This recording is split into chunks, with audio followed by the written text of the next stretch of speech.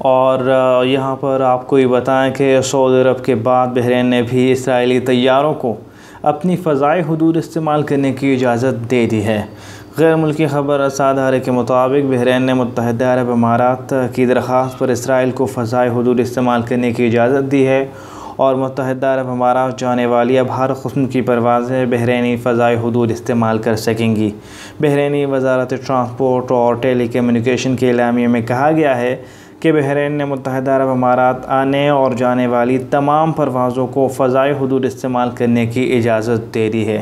خیال رہے کہ بحرینی حکومت کی جانب سے اعلامیے میں اسرائیل کا نام استعمال نہیں کیا گیا، جبکہ اس سے قبل سعودی عرب نے بھی امارات آنے والے تمام طیاروں کو اپنی فضائی حدود استعمال کرنے کی اجازت دی ہے، لیکن اس میں بھی اسرائیل کا نام شامل نہیں تھا۔ اس کے بعد ہی اسرائیل سے امارات جانے والی پرواز LY 971 سعودی عرب کی فضائی حدود سے گزرتے ہوئے ابوظہبی پہنچی تھی۔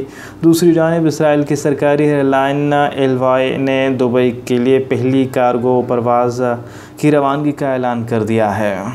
یقینی طور پر یہ بڑی خبر ہے کہ سعودی عرب کے بعد بحرین نے بھی اسرائیلی طیاروں کو اپنی فضائی حدود استعمال کرنے کی اجازت دے دی ہے، تاہم جاری کردہ اعلامیے کے مطابق اس میں اسرائیل کا نام استعمال نہیں کیا گیا ہے۔